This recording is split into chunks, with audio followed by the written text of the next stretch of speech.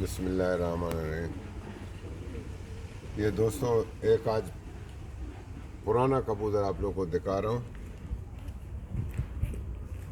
ये देखना, ये चत्त वाला कबूतर है माशाल्लाह। ये देखना आप लोग दोस्तों, ये बहुत पुराना नस्ल है और बहुत पुराना कबूतर भी ये है, लेकिन नस्ल भी बहुत पुराना है। ये कबूतर है, देखो सर,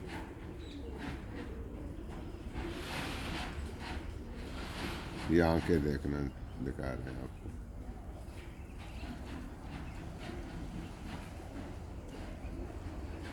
ये प्रोफेसर बकीर साहब के पास ये नस्लें पड़े हुए संभाल के रखे हुए हैं उसने। देखो ये आंखें देखना माशाल्लाह, ये कलर देखना। ये बहुत पुराना नस्ल है सियालकोट के। ये पुराने कबूतर जो ना वो पुराने होते हैं। क्यों?